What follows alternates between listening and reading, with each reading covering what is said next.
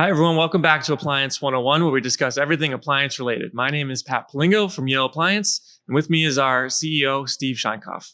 Today, we're live in our Boston showroom, and in this episode, we'll be discussing everything about ventilation and Massachusetts makeup air laws, as well as a discussion about appliance extended warranties. If you're new here and just finding us, I highly recommend you start from the beginning with some of the topics we will be picking up from previous episodes. Let's get started.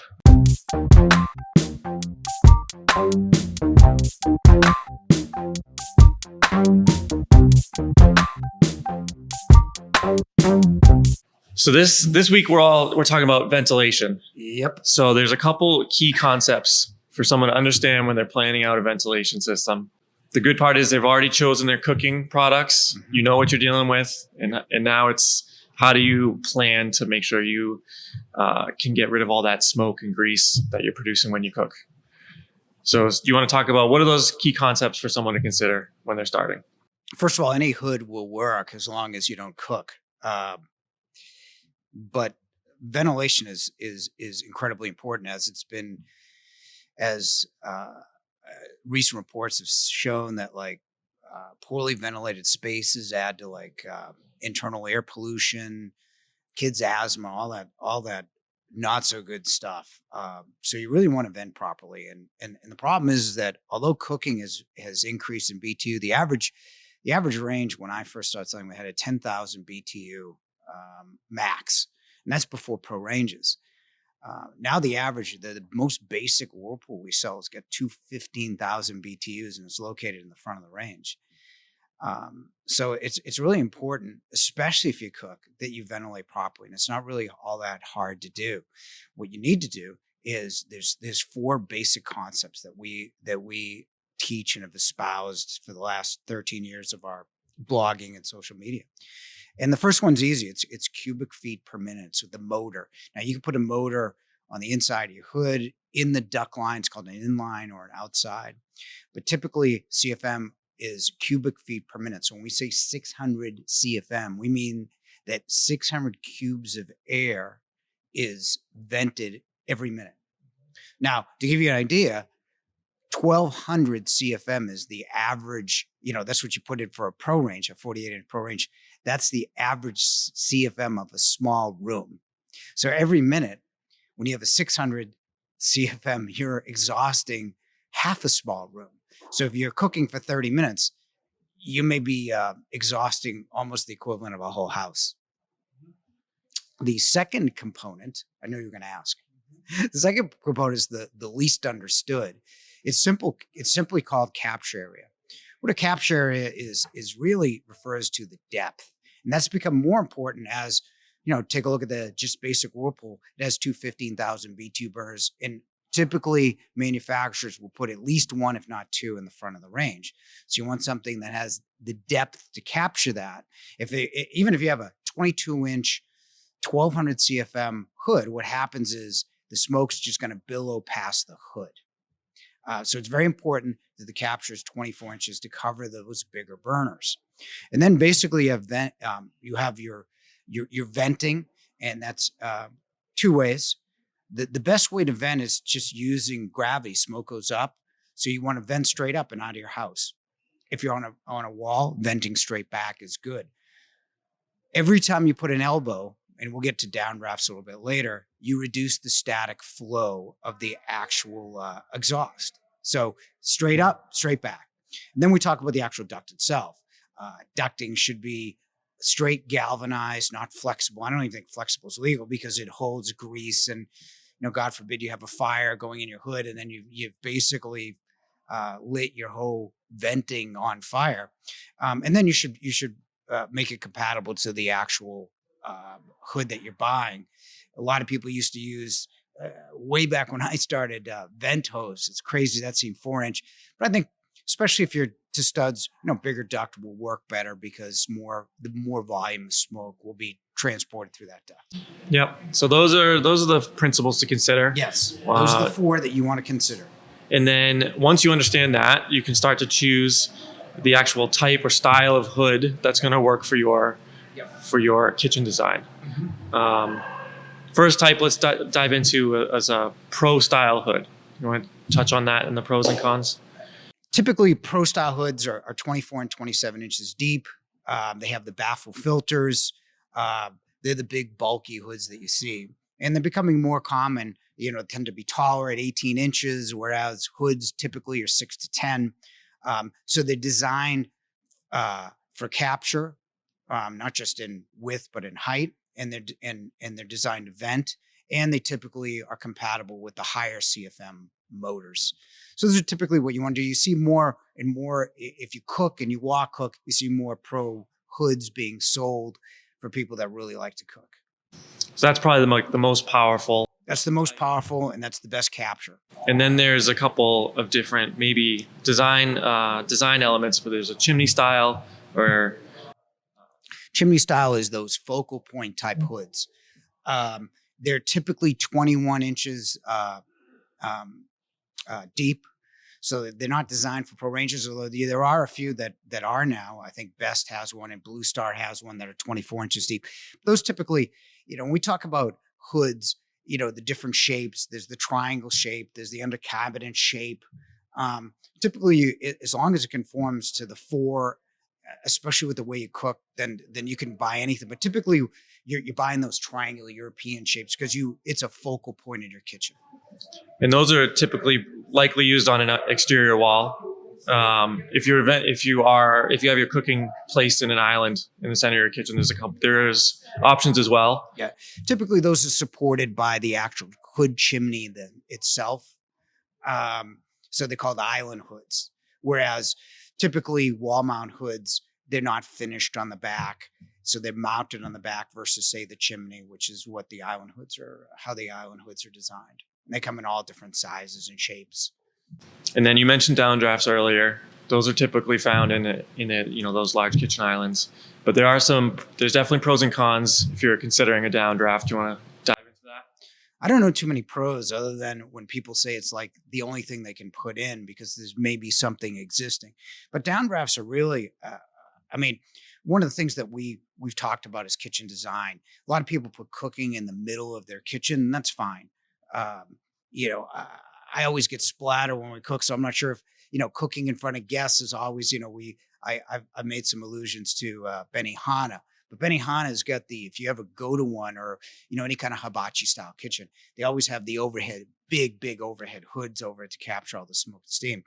The problem with downdrafts is they're not designed to work with heavy volume, and it's becoming a trend, especially in the pro range segment, but it can't work. And the reason why it can't work because it reverses gravity by forcing it down. And then it adds an elbow and typically a long run out. And it doesn't have any capture. We talk about a pro range, you talk about a pro hood being the best at 24 inches deep and 18 inches tall. Well, you've got 2 inches of capture on a downdraft. So if you cook, one of the solutions in a new kitchen, instead of putting your cooking there is putting your sink there. And if you want to entertain, you can get the galley sink, which is an entertaining sink. I'm sure Kohler and the other ones have a few. And put your range on the wall where it kind of put your cooking on the wall where it kind of belongs, because downdrafts are not designed to work. Yep. And then one last type we'll touch on is if you have that upgraded luxury style kitchen, there's the concept of a blower. That you could design your own hood to fit. Sure.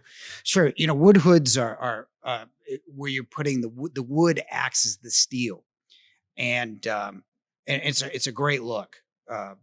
What you want to do is you want to make sure that you buy the right. There's ways to do it. You got to buy the middle liner that goes around it, and then you got to buy what's called a light filter control unit, which is your filters, your controls, and your blower system. And typically those run the gamut, anywhere from say 300 CFM up to 1200 CFM. You want to match with whatever you're cooking, and you want to make sure that what a lot of people do is they sacrifice performance for aesthetics. But the same principles apply. If you're going to have a wood hood, make sure it's 24 inches deep if you plan on cooking on it. But it's a great look. It's certainly in a higher kitchen with better cabinets. It's certainly a really good design option that you should consider, as long as, again, you plan on the right blower and capture area. And then what about over the range microwaves? People ask about that all the time. I'm so torn over the range microwave because I think it's such a great design, centralizing your cooking for small areas. They pretty much on these packages throw in the microwave, so why not buy it? Um, and I thought it was one of the best things I ever saw 30 years ago when it was actually first marketed in the United States here. The problem with the over-the-range microwave, it hasn't changed. The over-the-range microwave that we sold 30 years ago was 310 CFM with roughly about 15 inches deep. Today, I'm sure there's certain models that claim better capture and everything, but it's typically 310 CFM and 15 inches deep. So it really won't work in that application. So although it's cost effective, it's a great idea, but for a purely ventilation standpoint, if you cook, you shouldn't be buying an over-the-range microwave. Again, you can always sacrifice opening windows and cooking on the back burners where it's not as high a BTU. But if you really plan on using the range to its fullest extent, over-range microwaves, you probably, although it's a throw-in, you probably want to go another direction. Yep. And then a consideration here in Massachusetts. Yep. For people when they're upgrading or updating their kitchens is the concept of makeup air. Mm-hmm. So you want to tell us what is makeup air, and then Sure. how can someone plan out their kitchen to satisfy that? Makeup air in their house. I always thought it was like government overreach with when I first heard in 2007, but it really makes sense when you think about it. And that is on any hood that's over 400 CFM, you have to have a makeup air. You have to make the air up. Now, it's easy to do a new construction because it goes right through. You can do it right through you can put a damper right through your HVAC system. But think about it. If we go back to what we originally said, if you get 400 CFM, 400 cubes of air, and you get it for 30 minutes, it's almost a small house. And what happens is air doesn't go in a vacuum. It's like you're not going to have oxygen asphyxiation. What's happened is air will find a way. And where it finds is from typically your attic, your garage, your furnace. And that's a very unhealthy environment to be in. So you really want to make up air. Actually, government called it right, especially with anything over 400 CFM. You definitely want to make it up. Now, again, as I said, easy to do in new construction, doing through your HVAC, most contractors know, and it is the law and has been law since 2007. But say in a kitchen renovation, what you want to do is it has to be 10 feet away on the opposite side of of where you're cooking. So you're getting fresh air. You cut a hole, so you get fresh air every time you turn on the hood. There should be a smart damper opening on this side, bringing fresh air, retrieving from the exhaust in equal proportion. I think Brown sells those. I'm sure there's other manufacturers sell aftermarket, but in this state, it's the law, and most inspectors will not give you a CO without makeup air, and you want it for you and your family too. You want to make sure that you make up that air, especially if you cook. Having it come back in is just a really good idea.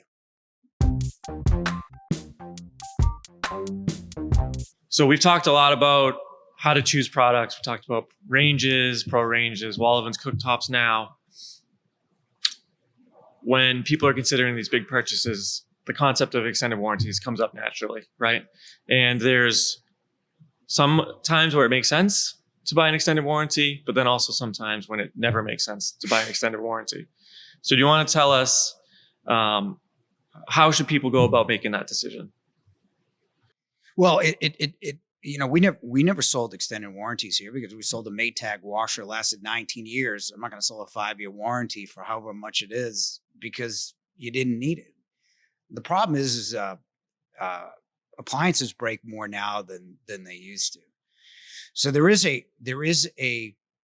it's like any insurance. It makes sense in certain cases, like French door refrigerators, the ice maker. No matter what happens, it always seems to go within 5 years. That's a good thing. The problem with extended warranties is sold in the appliance companies is there's no direct involvement with the actual service of that. So, you go to your car dealer, right? You buy an extended warranty for your car. You go to the car dealer. Car dealer takes it, gives you a loaner, and you're off and running. But most extended warranties, almost 100% of them, I would say probably not 100%, but probably 95% of them are outsourced to whomever. And I still think it makes sense if you know who that whomever is. If you're going to have an extended warranty, have it with the relationship of the person actually doing the service on it. Because what happens is most appliance dealers buy it for, what they sell it for, say 100. If they sell it for $99, it costs them 20. And when you make that phone call, you're not dealing with your appliance dealer. You're dealing with some, interesting enough, an outsourced called solution. And most of them are located in Dallas, Texas. And then it becomes whoever their low cost supplier is who goes to your house. And it's never a good experience. So yeah, although I do think in some cases, in a lot of cases, I don't think you need them on microwaves and some other more reliable products, but the technical ones, washers, we sell a 5-year warranty on a washer and say the bearings go, or there's a direct drive problem. We're not fixing it. We're just replacing it because it's cheaper for us to actually replace the machine, to actually put the man hours and the parts to fix it. So I think in certain areas, in certain appliances, pro ranges, refrigeration, laundry, it makes sense. But only if you know that when you make the call, you're actually going to get service behind it. And if you're not, and if you're going to get with some of these outsourced extended warranty solutions, you're just better off taking your chances and paying for service when you need it, versus paying up front for service you're never going to have, or you're not going to have a good experience with that. So look for an extended warranty as long as it's reasonable from the actual service provider, not from someone who's trying to sell you a piece of paper that goes somewhere else, that they hire somebody on the fly that either won't be there promptly or won't finish the job because it's not worth their while from a time and material standpoint. So yes, for extended warranties, but no, generally, by the way, it's typically sold in this country. Yeah, just for the customer, just make sure your dealer handles their service themselves. They don't outsource it. Or don't outsource it, or go directly to whoever the service people are in your area. That's probably the smartest way, provided, of course, they're financially solid. I mean, we self-insure, and if a lot of people in self-insure, you have to keep money in the bank like any insurance company would to be able to pay for the claims that come in, but really have that direct relationship for the person that's coming in and actually fixing the product, not for someone who's selling you the piece of paper that says they will. Yep. Another important consideration before you make your purchase. Definitely before. Absolutely. Vet that out. Typically what people do is you have some time after the sale, but make sure you spend, again, I'm finishing again with the same ways. If you Google and Yelp service reputations, knowing that when people get service, they're probably not in the best frame of mind to write a good review, say, but figure out who those people are and develop that relationship. Not a lot of dealers have their own service department. So have a relationship with whoever it is in your city, town, or region that actually is the best fixing those products. Great. Thanks. Thank you. Thanks for tuning into today's episode. We'll make sure to link our ventilation buying guide to make sure you can have all that information. Next week, we'll be discussing everything you need to know about refrigeration and what you should know about manufacturer promotions and rebates. As always, thanks for watching, and don't forget to subscribe. See you next week.